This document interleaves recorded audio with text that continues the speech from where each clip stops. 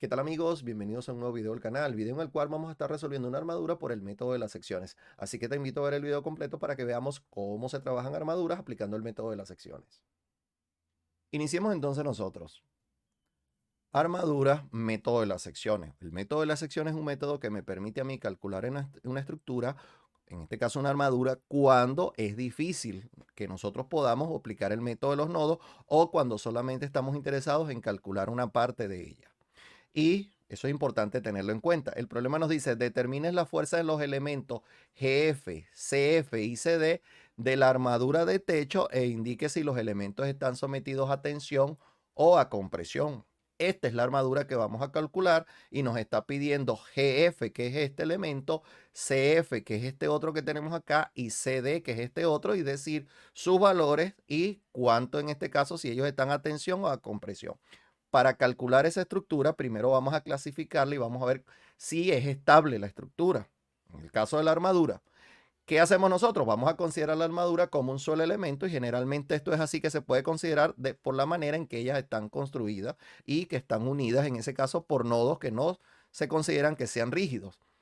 Lo primero que vamos a hacer es ver los grados de libertad. Como tenemos un solo elemento, los grados de libertad tienen que ver con las posibilidades que tiene de movimiento y un cuerpo en el plano tiene posibilidad de desplazarse en X, en la vertical y la horizontal y rotar. Tiene tres posibilidades de movimiento, por lo tanto el grado de libertad es 3 por el número de elementos y eso nos da a nosotros que tiene 3 grados de libertad. Tenemos que considerar nosotros las restricciones. Las restricciones no es más que aquellos impedimentos que tiene de movilidad. Y resulta que tiene un apoyo articulado en A y ese apoyo articulado tiene dos restricciones porque no permite el movimiento vertical ni horizontal, pero sí permite la rotación. Ahí tenemos entonces dos restricciones. Tenemos un rodillo en E, que el rodillo en E permite la rotación y el desplazamiento horizontal, pero impide el vertical. Por lo tanto, tiene una restricción y las restricciones en total son 3 también. ¿Y con esto qué vamos a hacer? Pues vamos a ver cuál es el grado de, en ese caso, de indeterminación estática que tiene. Ese grado de indeterminación estática se va a obtener considerando los grados de libertad y las restricciones totales. Las toma en cuenta como que el grado de indeterminación estática es grados de libertad menos las restricciones totales, eso es 3 menos 3 y es igual a 0 y esto nos está diciendo que la estructura es isostática. Pero hay que ver ahora si la armadura es estable. Vemos acá la armadura tiene posibilidad de rotar acá en A. Resulta que esa sería la manera en que ella puede rotar. Pero ¿qué ocurre? En el nodo E tiene un rodillo que impide el movimiento vertical, por lo tanto ella no va a poder ni subir ni descender. Y eso hace que esa armadura sea estable porque no tiene posibilidad de movimiento. Por lo tanto, la clasificación de la armadura es isostática y estable. Y lo importante que es isostática es que con las ecuaciones de la estática, es decir, sumatoria de fuerzas horizontales, sumatoria de fuerzas verticales y sumatoria de momento es suficiente para calcularlo. Entonces, nosotros iniciamos ahora con el cálculo estructural. Y para hacer el cálculo estructural, una de las primeras cosas que generalmente hacemos por la necesidad es obtener las reacciones. Reacción vertical en A, reacción vertical en A, horizontal en H y la vertical en E. ¿Cómo vamos a hacer estos cálculos? Recuerden que nos están pidiendo calcular solamente estos tres elementos y nosotros vamos entonces a calcular primero el que está más cercano, que es la reacción vertical en E. ¿Cómo lo hacemos? Aplicamos sumatoria de momento en A que tiene que ser igual a 0 porque esto es libre de girar. ¿Y qué ocurre? La reacción vertical es antihorario, genera momento antihorario, por lo tanto el brazo por la reacción vertical menos esta que es 2 por el brazo que es 0,8 y 1,5 por 2,5 que es toda esta distancia, eso es igual a 0. De acá nos queda que 4 veces la reacción vertical en E tiene que ser igual a que a 1,6 más 3,75 y cuando hacemos esa suma nos termina quedando que la reacción vertical en E es 5,35. 4 veces. Ahora, ¿cuánto vale la reacción vertical en E? Pues evidentemente va a ser igual a 5,35 entre 4 y de esta manera nosotros calculamos muy rápidamente la reacción vertical en E que nos termina dando 1,3375 kilonewton porque estamos con kilonewtons trabajando nosotros. Ya tenemos nosotros esa reacción vertical. Ahora, ¿qué ocurre? Como nos interesa solamente calcular tres elementos estructurales, vamos a hacer un corte, una sección. ¿Y cuál es la que vamos a hacer? Pues evidentemente vamos a cortar esta sección acá y solamente nos interesa trabajar con esta parte, donde estas flechas salientes indican que estamos considerando que las fuerzas internas en esos elementos son atracción. Aplicamos que sumatoria de momento en C, eso tiene que ser igual a cero. Acá en C, estas fuerzas pasan por el nodo, por lo tanto no crean momento.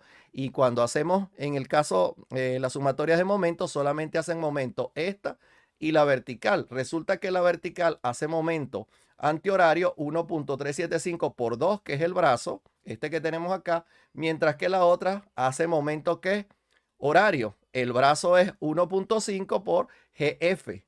Ahí nos queda que 1.5 GF tiene que ser igual a 2.675, que era cuando multiplicamos 2 por la reacción vertical, de donde GF es 2.675 dividido entre 1,5. Y de esta manera terminamos nosotros haciendo ese cálculo de la fuerza GF, 1.7833 kilonewton. Y como nos acaba de dar a nosotros y vemos que acá que nos dio positivo, efectivamente ese elemento está sometido a tracción. Ya teniendo ese elemento, nosotros necesitamos ahora calcular los otros, pero para ello, como son inclinados, tenemos que calcular los cosenos y senos de esos ángulos que tenemos acá.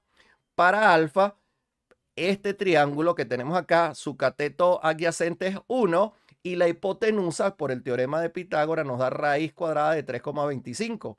Mientras que el seno, cateto opuesto, es 1.5 de altura entre entre la hipotenusa, que es raíz cuadrada de 3,25. Tenemos el coseno de alfa y el seno de alfa. Y como los necesitamos, simplemente ahora el coseno de alfa es 0.5547 y el seno de alfa es 0.8321. Ya los tenemos y por acá tenemos nosotros entonces ese coseno y ese seno. Ahora nos interesa para el ángulo phi.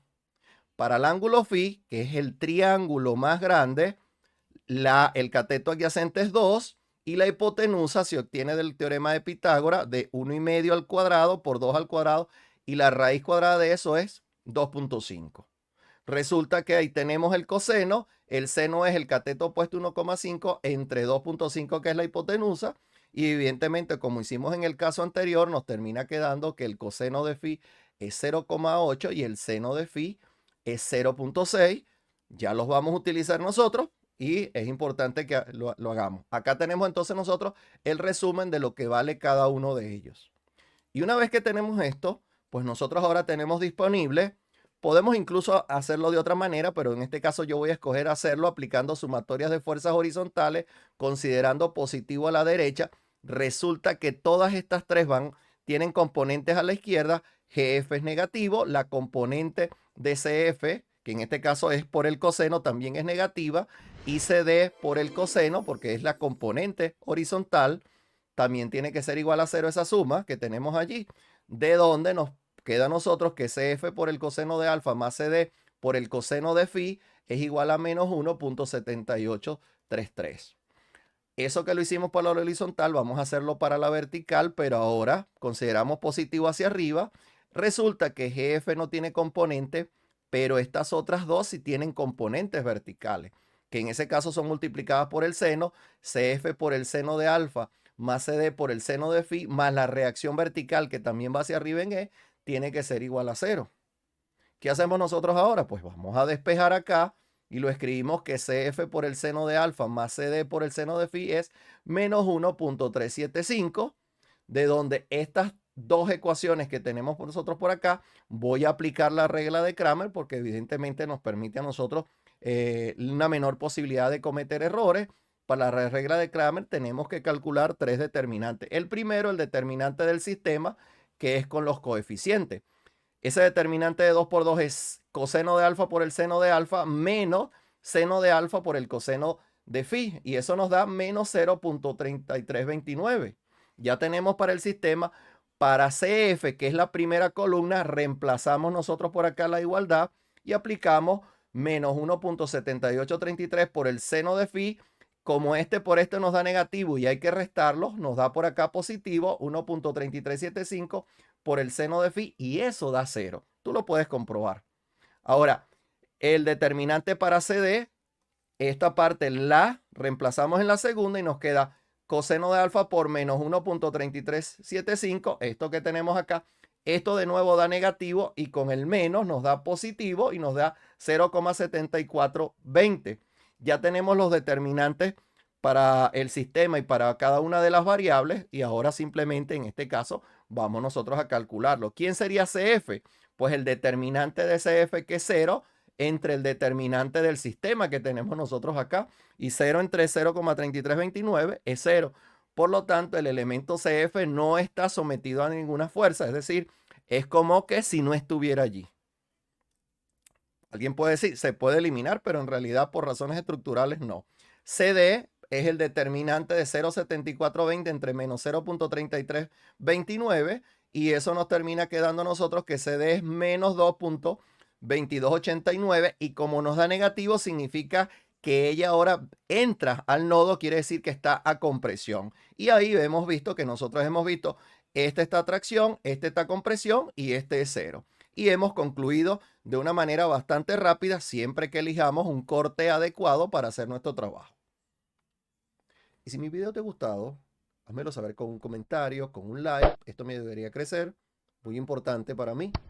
Y como siempre, si te ha gustado, comenta, comparte, dale like, suscríbete y activa las notificaciones para que no te pierdas futuros videos del canal. Y gracias por quedarte hasta el final del video.